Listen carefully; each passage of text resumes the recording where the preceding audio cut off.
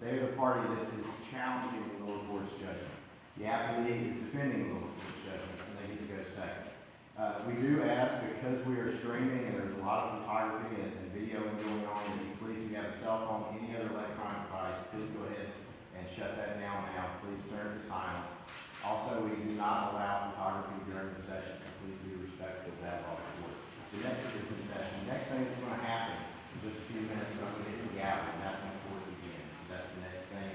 Again, welcome to your Supreme Court.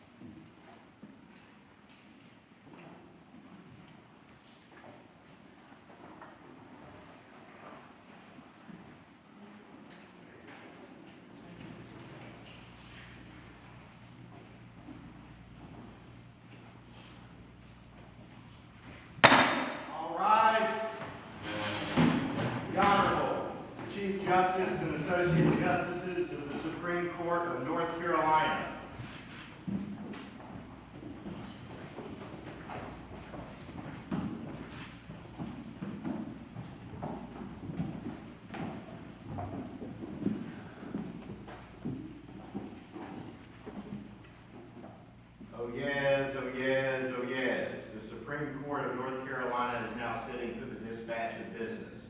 God save the state and this honorable court.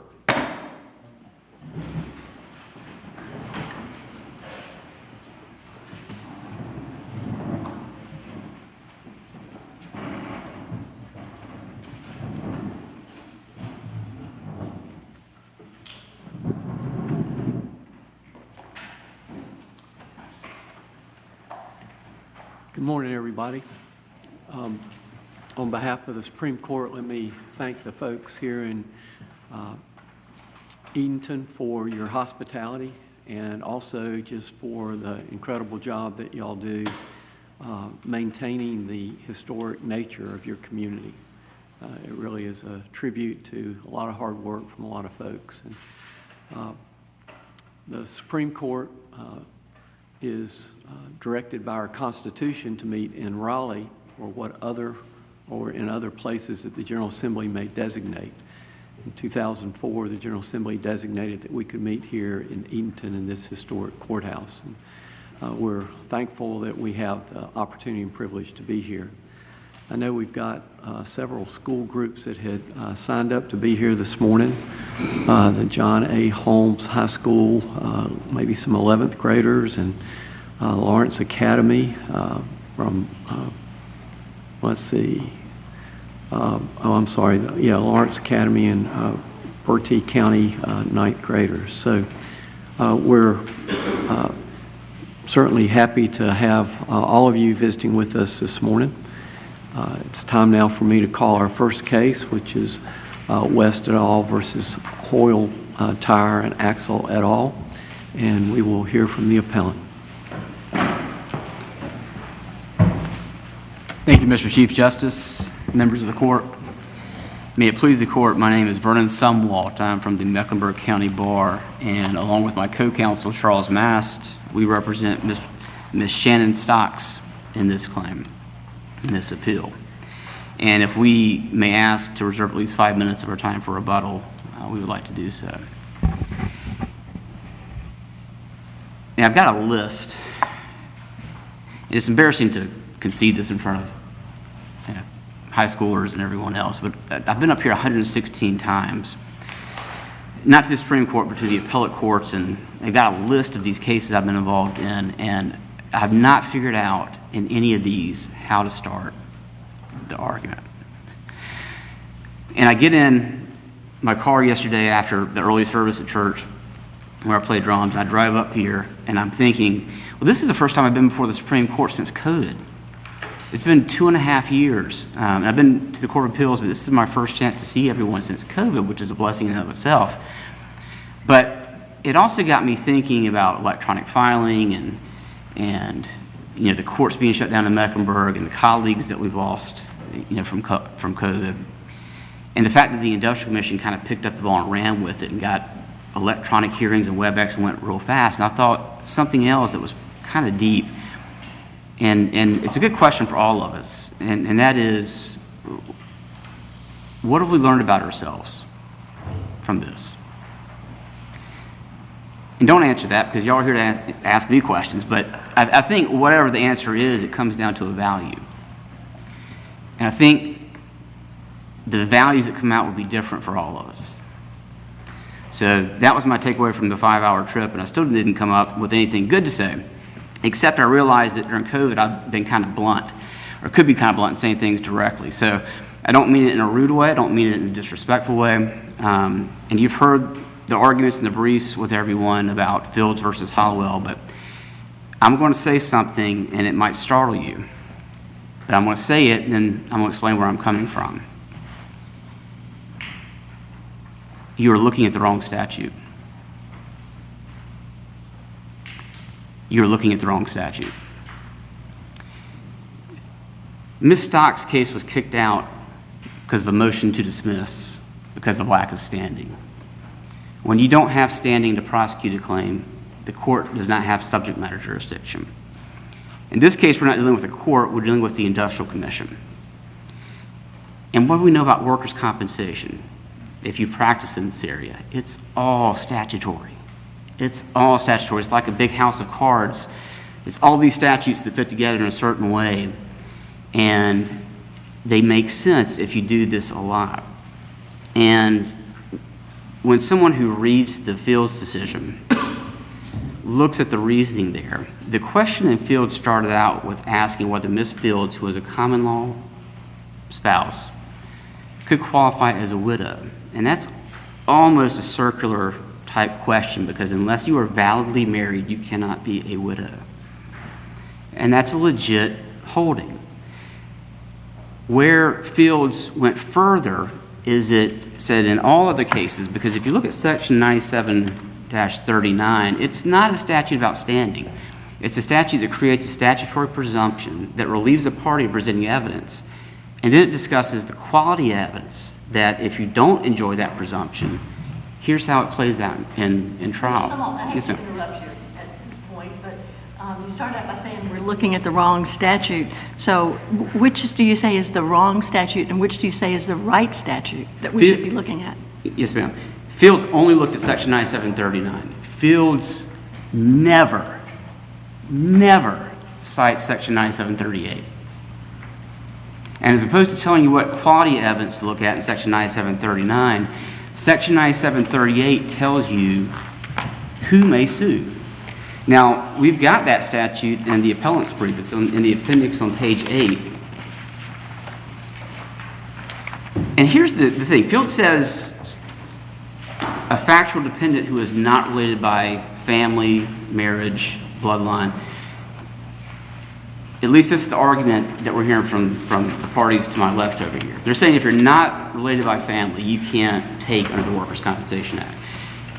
Fields decided that under section 9739. What does 9738 say? It says, here's who takes for death benefits. It says death benefits, burial expenses to the person or persons entitled thereto as follows. Number one, persons wholly dependent for support upon the earnings of the deceased employee. Keeps on going. It goes to, if there's no person wholly dependent, then any person partially dependent, and it goes to next of kin. I highlighted the language right here. I noticed it's too small for y'all to read, but y'all have it in front of you on your brief. I went through and I circled one word in this statute, in section 9738. And you know how many times the legislature used the word person? 15. 15. Now, you've heard the argument that, hey, South Carolina reached a decision that they would enjoy over here. Virginia's reached a decision that they enjoyed over here. But do you know what the South Carolina legislature and the Virginia legislature have not done? They have not defined the word person. Guess what the North Carolina General Assembly has done? It's on page 3 of the appendix in our brief. So if you rewind to that page 3, it's at the very bottom. It's section 97-2, subsection 4.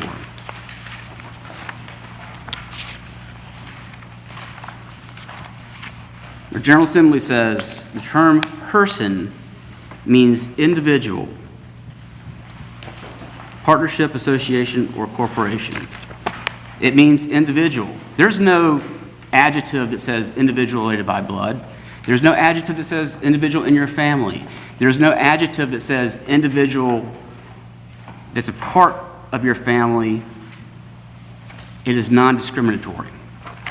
And one thing we know, we warned against judicial legislation. I think regardless of what values we bring to the table today, I think the court can come together and agree that if there is not a word in this statute, you cannot add that word to the statute. That is judicial legislation. Well, why is it the word any just as important? Any? Yes. Because it is. Because there's nothing discriminatory in that definition, but any means any. It doesn't mean just your family members. If the legislature wanted to say only family members are entitled to dependence benefits, they could have very easily done that. They created presumptions to protect these close relatives. That's what Section 9739 did. They created these presumptions to protect children, widows. Next of kin aren't dependents, but there are presumptions there that protect this. So I know, we've heard, and again, I don't know how many oral arguments I've had at the Supreme Court or the Court of Appeals, but there hasn't been a single one where we haven't seen from the other side who have done a good job briefing their cases, but they're always crying that the sky is falling. It's not going to fall with these presumptions. It's So when not. you say that we're looking at the wrong statute, are you saying that Section 97-39 is inapplicable at all? I'm saying even if it is inapplicable, you got a positive statement by the legislature, 9738, that a person has the right to prosecute a dependency issue. And the question before this court is, Shannon Stocks an individual? I think the answer to that is yes. Because if she is, our legislature says she is a person. Well, how do we reconcile Section 9738, as you would have us to do, with 9739 in terms of a conclusive presumption? And as you say, in terms of all of this being statutory, if you have a presumption, it's presumed to be rebuttable, but if the term conclusively is involved, that means it's not rebuttable at all, and the outcome, therefore, would operate against your client. Actually, it wouldn't, Your Honor. Ms. Stocks is not a widow. As I mentioned earlier, only someone who is validly married is a widow, and that was the issue in Fields. We are claiming a factual dependency. The word any that's in there, the word individual, it doesn't discriminate only with people who are in your family.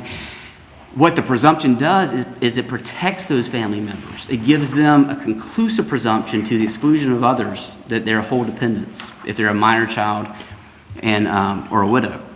None of which we have here, by the way. Yeah, but if it is a conclusive presumption, doesn't that obviate the ability to have a hearing? Because a hearing would be an effort in futility if there is not an opportunity to rebut a presumption that's conclusive. Only if you wanted to rebut the widow's entitlement, but there's no widow here. Okay. So that's why you say it doesn't operate at all. Right. There's no The widow. enjoyment of that presumption is the person that gets benefits. It's the widow or the child. But they've got to be a widow that's not living apart for justifiable cause, which we have no evidence of for Sharon West here. Or it's got to be a minor child, which the son and daughter over here, they aren't minor. They're adults. There are no dependents over here. So, I hear the save the babies argument. And I hear the save the children because, the dependent children are going to suffer. They're not going to suffer. That's why we have these presumptions. Well, let me ask you this. Under 9739, the only people who could be entitled to a conclusive presumption would be a widow, which is a spouse living with the employee at the time of death, or a child under 18. Correct? So isn't the key phrase in 9739 the beginning of the second sentence that says in all other cases, i.e. whenever there's not a whole dependent? Yes, ma'am. And that is the language that Fields looked at. But here's where, with all respect, Fields didn't look at it accurately because it justified it through a moral crusade. It didn't justify it by looking at what the legislature said were the other cases and who could prosecute those cases. Right. Well, we're not looking at it through a moral lens. We're looking at it through a statutory framework. And I understand that the Court of Appeals and the Industrial Commission felt they were bound by Absolutely. Fields, and that we are not. And so my question is, what do you contend we should do with Fields? Ooh, I am always reluctant to say toss it, to reverse it. Because there's some merit in saying that you can't qualify as a widow unless you are validly married. But I asked earlier what have we learned about ourselves. And the question is, what is the court as an institution when it looks at a case that says, you know what, we came out with a decision this way, but we have a statute whose language is that way. What can we learn about ourselves? Can we go back and say, we didn't talk about that statute. Some always question, what do we learn about ourselves, which might be an interesting subject of discussion, or is it, what do we do now, given the various doctrines that are intended to try to import certainty into the law, I mean, we've got a decision, rightly or wrongly, that was decided a while back, and the General Assembly's had plenty of opportunity to say, oops, you got it wrong, and as you know, they have been known to do that, particularly in comp cases on occasion. They didn't do it here. So to echo Justice Hudson's question, are you urging us to overrule it, or are you not urging us to overrule it? If you are urging us to overrule it, then what are we supposed to do with the fact that the General Assembly has allowed it to stand as it is for decades?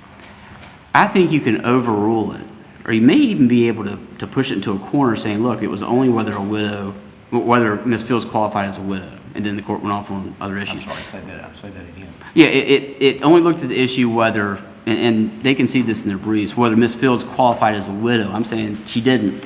I'm saying Ms. Stocks doesn't qualify as a widow.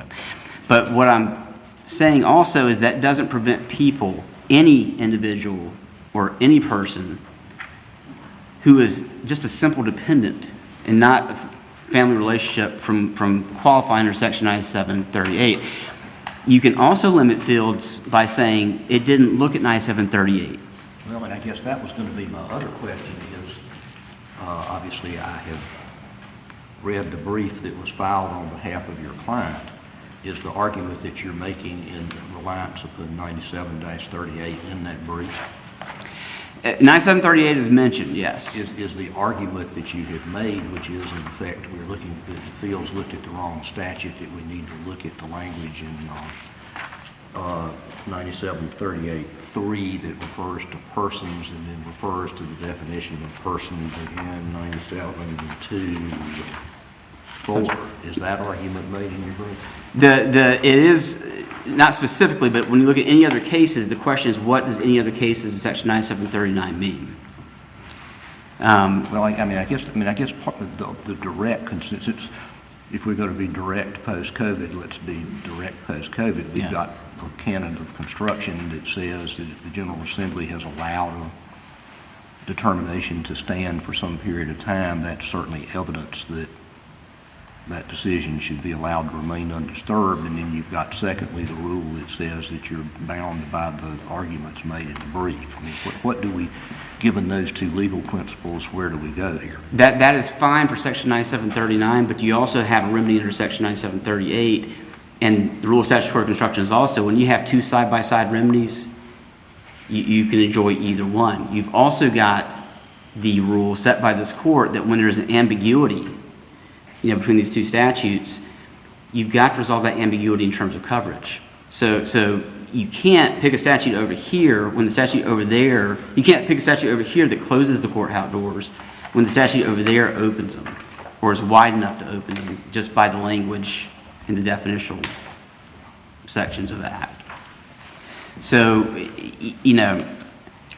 that's the predicament. That's why it's value judgments, and I don't fault anyone for values. You look at Fields and you realize that was the prevailing thing. I know that when Mr. Mass filed this claim, there was census data and stuff, but we may or may not win that. But if we go to hearing, but we never went to hearing. We had the courthouse doors shut on us. That's. Let me ask you another question about Fields before you get too far away from that. Is it your position then that Fields can still stand for the proposition that someone can't qualify as a widow by claiming to be a common law spouse? I think you can narrow its holding to that. And the reason is it's almost a 7-year-old case. Lots has changed in 7 years. I can't pull up online on the court's electronic site to figure out exactly what arguments were presented or pull up the parties' briefs like you can now. So I'm not really sure. When I read Fields, we know a couple things that are really undisputed. One is Ms. Fields thought she was a common law spouse. Two, and it's undisputed, North Carolina doesn't recognize common law marriages. I mean, let's face it. Right. So there wasn't a valid marriage. And the holding initially in Fields was she's not a widow. And you know what? That's not an incorrect holding. That's not an incorrect holding. I think where the court went astray a little bit is when they proceeded and say, well, not only is that the case, but we can never do this because you can't award a live-in fiance or live-in girlfriend or boyfriend or whatever. But you know what? The criminal statute, section 14-44, that talks about a man and a wife not being able to live together, yada, yada, yada, because it's immoral, and this word's used in the fields. I can't pronounce it because it's 5 syllables, but it's lasciviousness, or however you say it. That's from the criminal statute. You know, and since then, 2003, we had the U.S. Supreme Court that was mentioned in the PDR of Lewis versus Texas. That statute is probably not constitutional, because now we have domestic partnerships. I mean, lawyers who appear before this court are in domestic partnerships. Things that weren't covered by the morals back then, no doubt, but which, you know, which have been validated by the federal courts now. And again, I'm not saying I agree with that. That's not, you know, that's not the song I sing. But when we call 12 people from our community to serve on our juries, we're calling them there because there are different values. And we're calling them there because those different values bring value to our community. And until our legislature says people who aren't married can't qualify as a general dependent, or people who aren't in the same family can't qualify as a dependent, or actually a person, because that definition doesn't discriminate, then the court cannot add language that does discriminate against them. Well, and speaking of that, and you mentioned the term values, and that leads me to think about the fact that the General Assembly routinely and inherently considers public policy. And public policy has been an issue in all the briefs. Yeah. How do we square public policy being reserved to the legislature with what you have said that this court has erroneously done in Fields, and what you are concerned may continue forward? I think you need to extend an invitation to the General Assembly to clarify this, because I think the General Assembly can figure it out. What do you contend they need to clarify? What is? Well, it's not, for the purpose of the decision today, they don't need to clarify anything, because they haven't stated if you're unrelated, you don't get comp benefits. That's very clear, as that definition of persons doesn't discriminate. What I'm saying is, if it bothers anyone, any member of the court from the value-based system, you can invite the legislature to say, look, if this doesn't match with your values, please help us out. Well, the curiosity is, as Justice Irvin has raised, if the legislature has chosen not to visit it actively over the course of the last 70 years since Fields, then why would we, and I say this not facetiously and not rhetorically, but why would we invite them to do something that they know that they can invite themselves to do in the dearth of not having said anything about Fields in 70 years? Well, because Fields didn't look at 9738. There's nothing that Fields impairs about 9738. Fields is a 9739 decision. And look at Fields. I mean, that's the silver bullet here that, I think it was Bram Stoker, the silver bullet kills the vampires. But the silver bullet is, you can read Fields and it never mentions 9738. So how do you close the courthouse doors through Fields? Yeah, if you read the plain language of 9738, it opens the doors for persons, for individuals.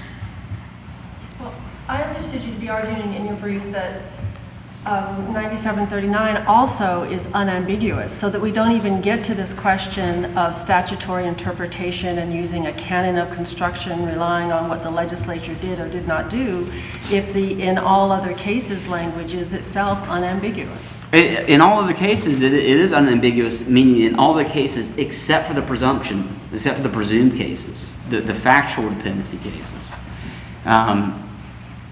But the issue we've got, at least when I'm looking at this, is 9739 is not a standing statute. It just tells you the quality of evidence that you have to present in court and before the commission.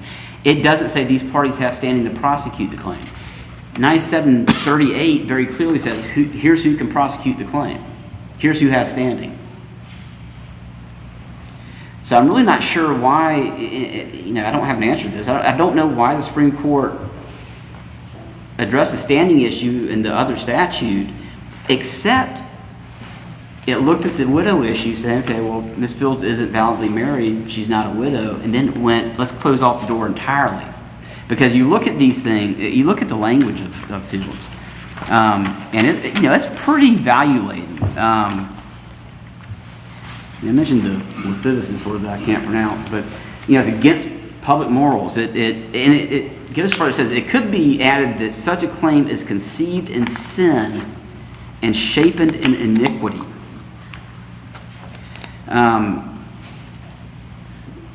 That's the claim we brought You here. stated that this is a statutory construction situation, and you don't dispute that the General Assembly in its intestate secession statutes about people who die without wills, can direct the estate of a deceased to anyone that they determine is best. And, they would say to the wife.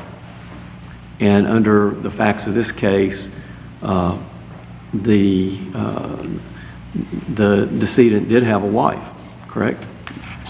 So as we look at the statutory construction, when we look at the definition of widow, it says it includes only the decedent's wife living with or dependent for support upon at the time of his death.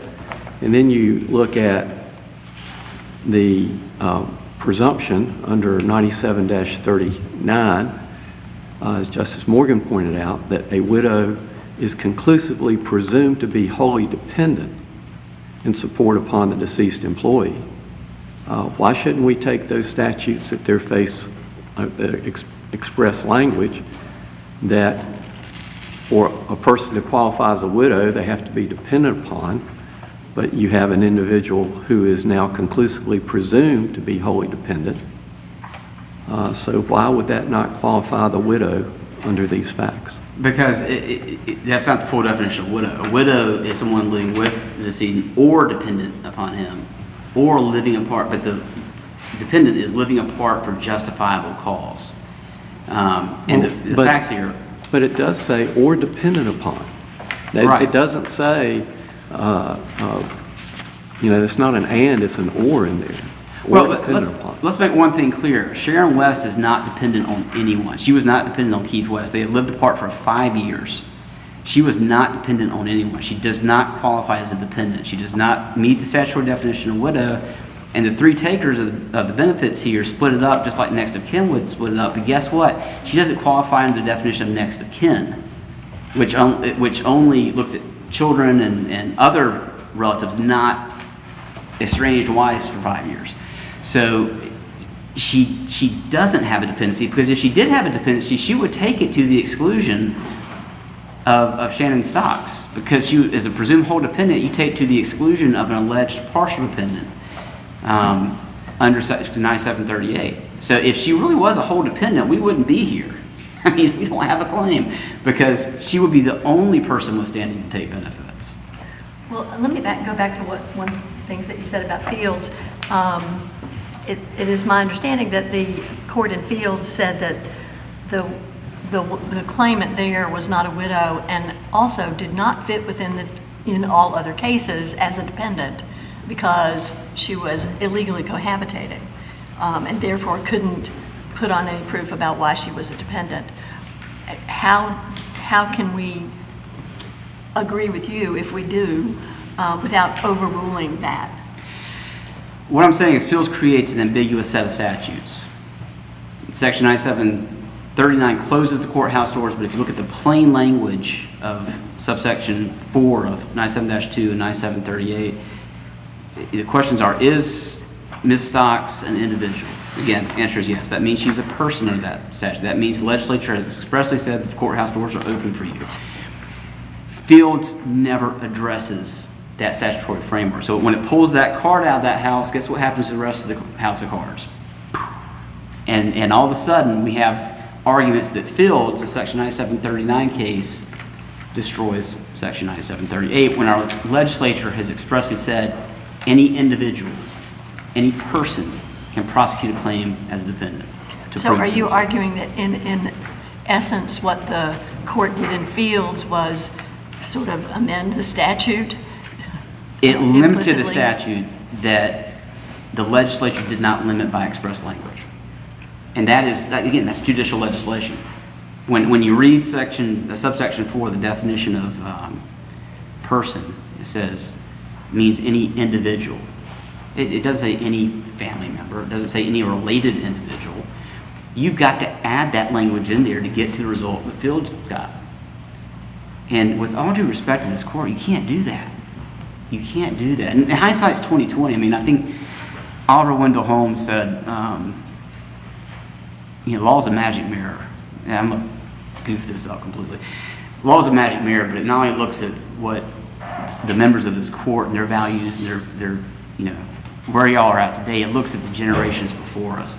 And it's real easy to look back at the 1953 case and say, oh, gosh, where was Section 9738 in this discussion? It's real easy for us to do that. Counsel, you're well within your rebuttal time. Yes, sir. I will save my last minute for that. Thank you.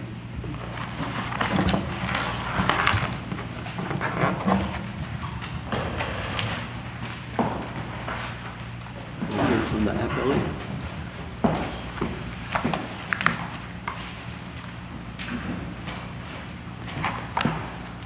May it please the court, Chief Justice and Associate Justices, my name is Kelly Stevens, and I represent Jessica Westhave, the daughter of Keith West, the employee that was killed in the industrial accident in Tennessee. The well-established law in North Carolina for over 69 years that only those persons who are related to the employee by blood, marriage, adoption, or otherwise defined under the Workers' Compensation Act may make a claim for death benefits should not be changed to allow anyone, regardless of relationship status to the employee, to make a claim, because doing so would be contrary to the intent of the legislature that passed the laws in 1929, would be inconsistent with other provisions in the Act, would be inconsistent with other statutory laws in our state, such as the wrongful death statute, would create absurd results in the administration of benefits, and would frustrate the prompt payment of claims to citizens of this state. It also would create benefits for persons under the law who the employee has no legal duty to support. Therefore, we are asking... Sorry to interrupt you so early on, but, but I do have a question about that. You're not contending that your client is a whole dependent under the statute, are you? No, Your Honor. My client was an adult child over the age of 18, and therefore she would qualify as a next of kin to receive benefits after the death of her father. And so you're also not contending that there is any whole dependent? That there's any whole dependent in this case? Well, the employee was married at the time, and even though they were separated, if they were separated due to justifiable reasons, if he had been unfaithful and he was incarcerated, those types of facts, there was a widow in this case. Right, there was a widow, but Yeah. not under the law, a whole dependent as defined in the statute. And as I understand it, no one claimed otherwise. Yes, my client is not alleging to be a dependent. Okay, so if there's no whole dependent, and I don't believe that there is any claim here that on behalf of the widow claiming to be whole dependent, then you go to the next sentence of 9739, in all other cases.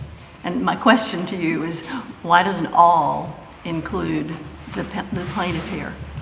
Because the statute, if you look at the statute, which the Fields Court did, you have to look at all of the statutes that relate to death benefits as a whole, because the language in all other cases, in my opinion, is ambiguous. It's open to interpretation, and it can't be read in isolation to the other provisions of the Workers' Compensation Act. So the Workers' Compensation Act was passed as a whole, and there's multiple provisions that relate to each other. So for example, provisions regarding death benefits are actually covered in 4 different sections of the Act, 9737 through 9740. The Act also has a provision that contains definitions in 97-2 And even though the act doesn't define dependent, it does define classes of people that can be dependents. So when the appellant argues that the language in all other cases means that anyone can make a claim, that's inconsistent with language in 97-2 that actually prohibits certain persons from making claims. So in the case of Martin versus Glenwood Park Sanitarium, when there are provisions of legislative acts that are applicable to the same subject, they have to be read together. And if sections are ambiguous, they are subject to judicial construction to determine legislative intent. And under the Martin case, it says definitions contained in an interpretation of the clause are part of the law, and the court cannot ignore the definitions in the act or the related provisions. And so the Fields Court had a right to look at all of the relevant statutes to determine who could make a claim as a dependent under our Workers' Compensation Act. And there's actually 5 statutes that are relevant to that determination. And the first one is the definitions. And if you look at 97-2 subparagraph 11, when it defines compensation under the act, it says compensation is the money payable to an employee or, and I'm going to quote the statute, to his dependents as provided for in this article, and then immediately defines child, grandchild, brother, sister, parent, widow, and widower, and it also defines adoption. So these definitions state who can be a dependent under the act. For example, only an acknowledged child who's born out of wedlock can be included as a dependent under the act. Only a child who was legally adopted prior to the time of injury can be included. Brothers and sisters include step-siblings, half-siblings, adopted siblings. It says a parent includes an adoptive parent or any person who for more than 3 years stood in the place of a parent, that's in loco parentis.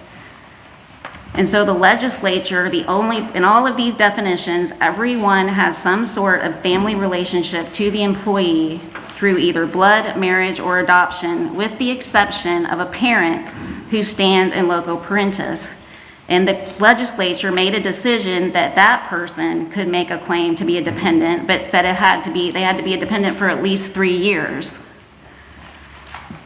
So the death benefits also talk about, if you look at 9737, that's the provision where an employee is receiving workers' compensation benefits and dies from an unrelated cause, and it states how benefits are paid and the priority, and it says it's paid first to whole dependents, then partial dependents, and then next of kin as defined in this article. So it uses the words as defined in this article.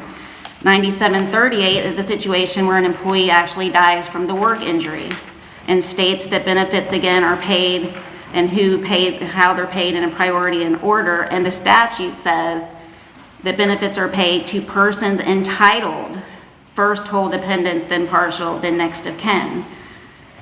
9739 appears to simply be a burden of proof or evidentiary statute, that in the case of a widow or children under the age of 18, they're going to be conclusively presumed to be dependents, but in other cases, and this could apply to if you have a college student that's over the age of 18, a parent, a brother, a sister, those other people that were previously defined in the statute, that's in the all other cases where they have to prove facts of dependency. What do you make of Mr. Sumwall's argument based on 9738-3?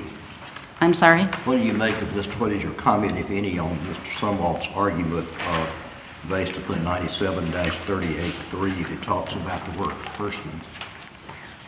Well, I don't agree with that interpretation, but if you look at 9739, further in 9730. The reason I ask is Mr. Sumwall basically said that 97-39 was essentially an evidentiary presumption kind of a statute. You said something fairly similar to that Right. in one of your earlier answers. And it seems to me Mr. Sumwall's argument, if I'm understanding it correctly, if you've got a minute to tell me that he doesn't, that I don't understand it correctly if I don't, he says in effect 9739 is essentially an evidentiary statute, that 9738-3 is the substantive statute that recognizes the claim. Yeah, I think that's 9738, is that what you said? 9738.3 is what I think he was referring to. Well, the benefits are stated in 9738, but I mean, I think we're getting a little bit, I mean, the statute is simply stating the priority of whole dependents, partial, and next to kin, but these people are defined earlier in the statute. And using the word, there's a case, State versus Beck, that talks about where a literal interpretation of the language of a statute will lead to absurd results or contravene the manifest purpose of the legislature as otherwise expressed, the reason and purpose of the law shall control, and the strict letter is going to be disregarded. I mean, the statute talks about person, well, all of these people are persons, so we can be critical of the drafters of these laws, but if you look at 97-2, and we probably wouldn't be standing here if the language had been a little clearer and they said, you know, the dependents as defined below instead of saying dependents as provided for below. I think we wouldn't even be standing here. But it was, so I think that you have to look at the fact that there would be absurd results created if you interpret it the way the appellant is arguing. All right, and just so I'll follow you, Ms. Stevens, what are the absurd results that you're referring to? I mean, if anyone can make a claim, why would we need the definition in 97-2? And why would our legislature state that if you were in the process of adopting a child, that child cannot make a claim to be a dependent, but a girlfriend can be a dependent? So is your absurd results argument, in essence, saying you can't make this argument consistently with the remainder of the statute?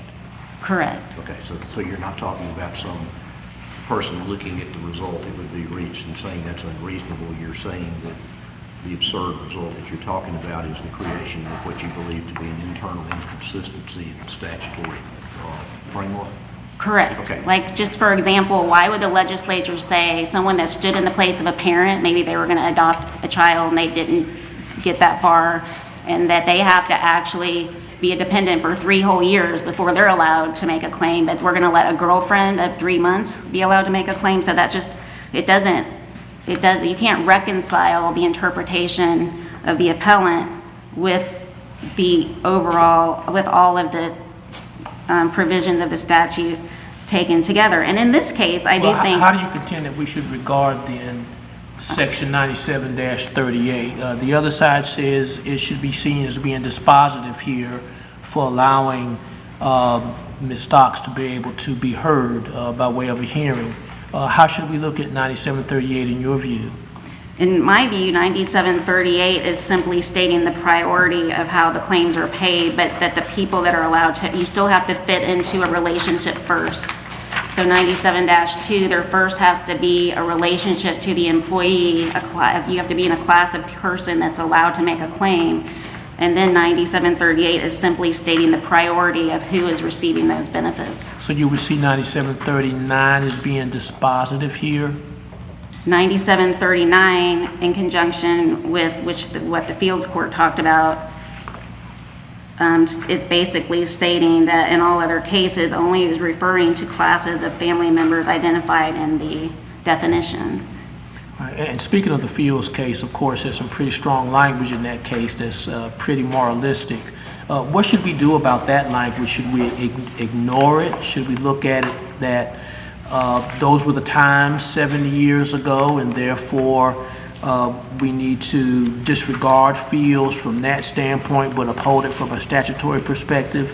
How should we regard that language relative to whether we should observe Fields, whether we should discount Fields, or whether we should even overturn Fields? Well, Fields does have harsh language, but I kind of view that more as dicta, because they also, the Fields Court discussed at length the various ways that the employee had no legal obligation to support the claimant who was not his wife. She could not maintain an action for divorce, could not bring an action for alimony, could not inherit a year's allowance, and could be compelled to testify against the employee. And then Fields was followed in the case of Wilson versus Utah, where an employee was living with an unrelated woman and supporting 3 children that were unrelated to him in the Wilson case, and the court said his act of maintaining the children was voluntary and he was under no legal obligation to do so. So had that employee not died and he terminated his relationship with that woman in the state of North Carolina, she couldn't bring a claim for child support against him. So the Fields Court really, I think, analyzed the statute correctly.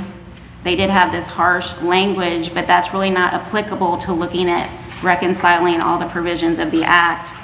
And it is really based on the fact that there's no legal relationship or duty to support someone that's not related to you under the law. Let me ask a follow-up about that, about Fields.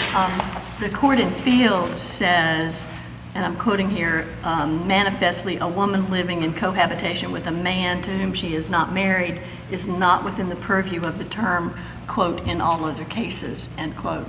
Can you point me to where in the statute the General Assembly said, limited that definition of in all other cases to that? Well, I would refer that back to 97-2 that says that where it lists the following, these are the following people that can be dependents under the act. But I'm have to leave some time for the other appellees. Thank you. But you're not contending that the statute specifically says? No, what I think the Fields- statute was ambiguous, and I think it did need to be interpreted, and that the Fields Court had a right to do that. Okay, Yes, thank you.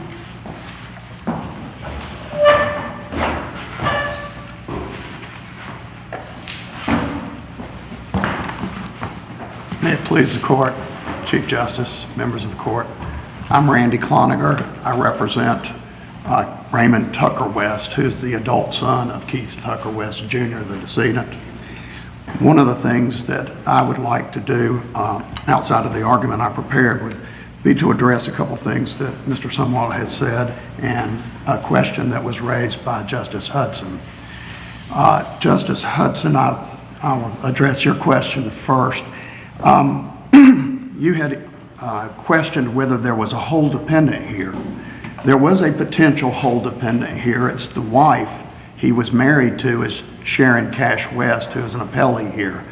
She was living separate and apart, of course, and I guess it could be inferred or argued that since she was separated for so long, she might not have been dependent upon him. However, that is also a matter of proof, and that was not heard because we entered into a stipulated consent order thereafter between the next of kin and the potential widow. We stipulated that she was a widow because we all believed she was a widow.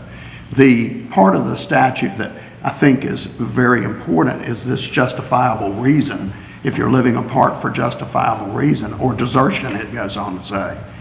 So if he deserted her, she is wholly dependent and unfortunately would take over my client. And so that was one of the reasons that we would consider entering into an agreement with her, is because when she gets up on the stand and presents evidence that she was living justifiably apart because he deserted her or because of his actions, then she is still a widow and is the primary taker. Is it your contention or understanding that, well, obviously it couldn't be your contention that she was wholly dependent? It would be my contention that she would be presumptively concluded to be wholly dependent if she qualified as widow under the statute by justifiably living separate and apart. In which case your client's case would have nowhere to go. Exactly, Your Honor. And so when you're a practitioner, in my point of view, you pick up Fields and you look at it and you say, well, the girlfriend, she's out. The Fields court eliminates her. The wife, she's the taker if she can prove justifiably living apart or that he deserted her. So as a practitioner, I'm telling my clients, of course, you have to be understanding that this person is the primary taker in this case according to the law that exists right now. So that would give motivation for the next of kin not to have a lengthy court battle with the potential widow, because when they lose, they're out. And so that's pretty clear. And so I think when you keep saying that there's no whole dependent here, potentially there is. And that would be based on the facts. Of course, we stipulated to that based on the information that we did have. Another way to say what you just said is that you were concerned that the widow defined colloquially rather than under the statute might be a widow for purposes of the statute, and therefore you settled your claim? Absolutely. Okay. Absolutely. We would have no incentive if we felt the same way that the appellant feels, that she wouldn't qualify as a widow. We did not feel that way. Of course, that's the whole idea about limiting the takers to family members. Of course, family members are going to fight one another, but more readily, family members will fight strangers to the family. And so, in this instance, the girlfriend becomes the stranger to the family. This is a stepmother with two of her stepchildren. When you look at the record, you'll see that these children were about 6 or 7 or 8 years old when the decedent was living with the wife. And so, you know, there is some bonding there, and of course, we immediately settled our case because we understood that we were treating each other like family. If I can follow up on that, apart from the question of settling, isn't what you're talking about, doesn't it highlight the fact that there's a distinction between who has standing to bring a claim and what proof they can provide as to whether or not they're a dependent? There is a distinction, and that distinction is clearly set out in 9739, and that's where I agree with Mr. Sumwalt. I believe that that is an evidentiary statute. And so, if I'm understanding your question. Right, and so doesn't the statute doesn't, in the definition section, doesn't have a paragraph that defines dependent, the word dependent, right? It doesn't, Your Honor. But it does define person.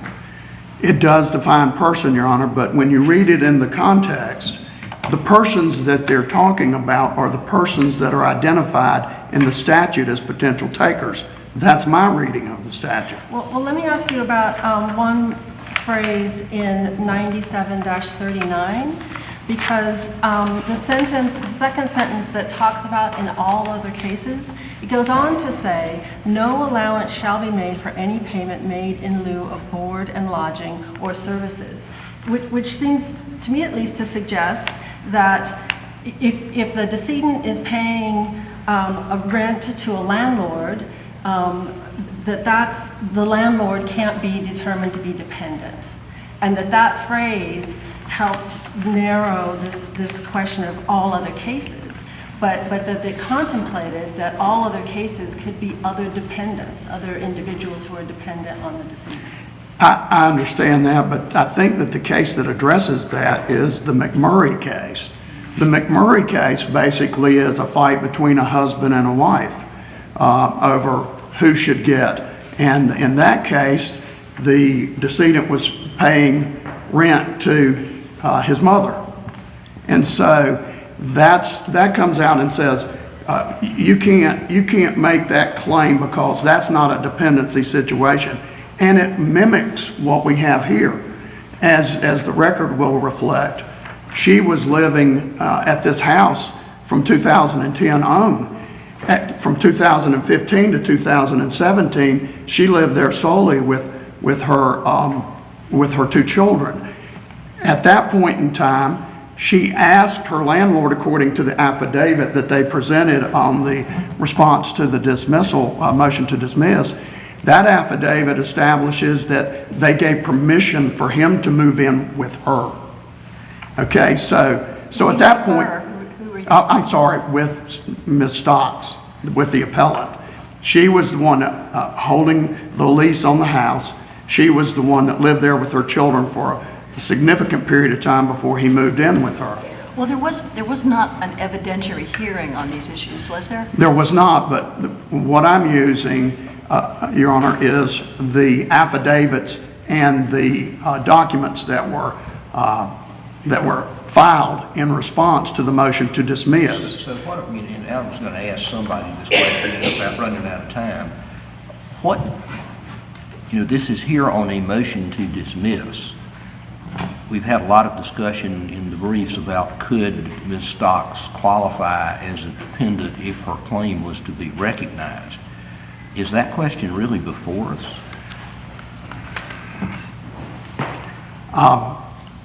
I don't think that question is really before us. So what do we make of all the factual argument that's contained in the briefs about who, among other things, the subject you just discussed with Justice Hudson? Well, let me back up a little bit and just say this. When I look at a motion to dismiss, and I think when the courts look at a motion to dismiss, they basically take what evidence there is to look at, like affidavits that have been filed in response to the motion to dismiss, pleadings, etc., and they make their decision in the light most favorable to the moving party.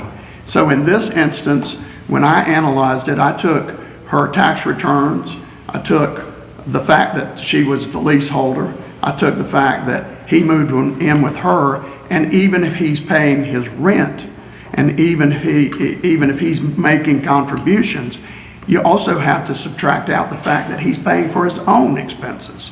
And there's some, in my brief I address that, Larson addresses it, and I'm running out of time. I'd like to let my co-counsel also speak, but I will say one thing.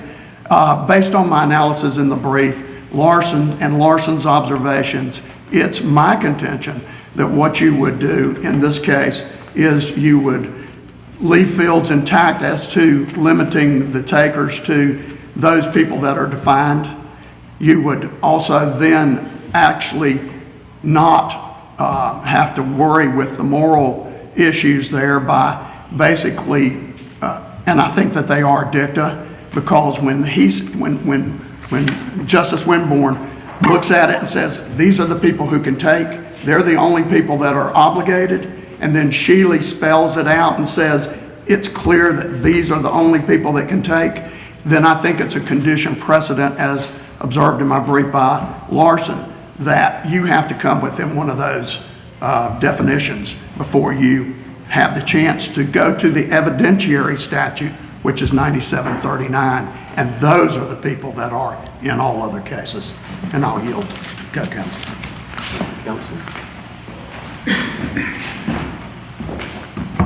May it please the Court, Chief Justice and Associate Justices, I'm Luke West, and I represent the appellants, Hoyles, Tire and Axle, and Travelers Indemnity Company. This case is about the General Assembly's intent to prioritize relationship over dependency in its workers' compensation death benefit statutes. The Fields case dealt with 9739.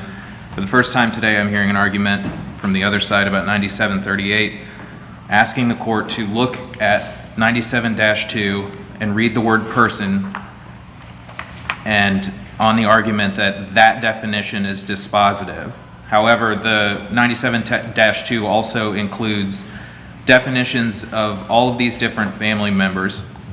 So either way, there is ambiguity in 9739, as the Fields Court recognized. There is ambiguity created in 9738 by defining specific members of the family who are entitled to establish dependency under the Act. So the practical import from that is that the Fields Court justifiably and properly interpreted Section 9739, and its holding advances the purpose of the Workers' Compensation Act death benefit statutes.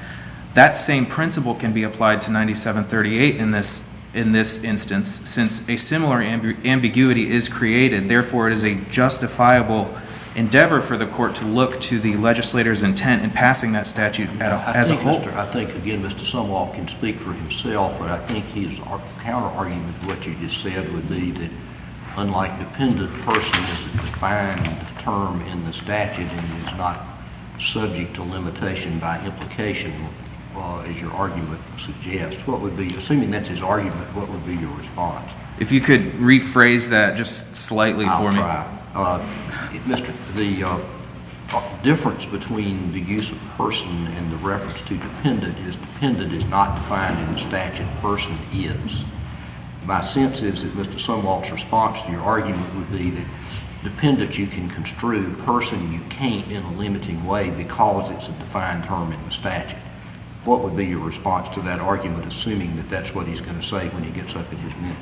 Thank you. If we treat person in that way, it will have the same effect as treating in all other cases in that way, by rendering various other portions of defined family members as essentially superfluous or completely moot, which would be an absurd result. That allows the court to inquire into the legislative intent the General Assembly had in passing it. Furthermore, the legislature's silence on this point should be given significant weight.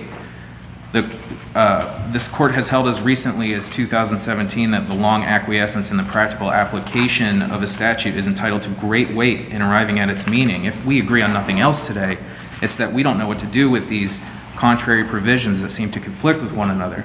Our courts also hold that when construing a statute determining legislative intent, the court is permitted to infer that the legislature is aware of judicial construction given to the statute.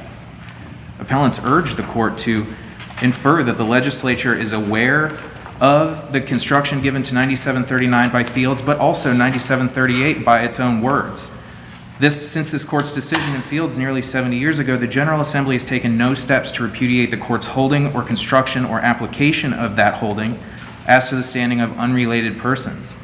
Stocks has shown no subsequent legislative action to show a contrary intent by the General Assembly. This is not a case, and no subsequent statutes reflect a contrary intent. This is not a case where there has been overwhelming change to the concept of familial relation, inheritance, administration of estates. Even if cohabitation is more common than it was when the act was passed, our General Assembly still prohibits common law marriage, and that is an important fact, because if they had moved to recognize common law marriage in the interim between now and the field of holdings, the Fields holding, that would show some intent that the legislature seeks to protect similarly situated persons. Thank you, counsel. Thank you, Your Honor. Rebuttal. Thank you, Justice. All right, quick hits here. All right. What is a presumption? These presumptive classes, what do they do? There's a rule of evidence. I'm going to butcher this, but I think it's Rule 301. It says it just shifts the burden of proof to the other side. What it doesn't do is these statutory definitions don't create an exclusive list of takers. And it's true that the statute doesn't define dependent, because that's not what Section 9738 says. It says persons wholly dependent, persons partial dependent. It always attaches back to persons. It always attaches back to persons. So that's where we're coming from. I want to talk about motive real quick, because if you look at the timeline, guess who jumped in last in this game? It was the widow, the alleged widow over here. Not real widow, but the wife. Look at that. And also, we can't be bound by a stipulation we weren't a party to. We were never let in the courthouse. That's the issue here. I'm not saying we'll win in the long run. I'll say we just want the chance to be heard in court. Thank you. Thank you, everyone. Mr. Clerk.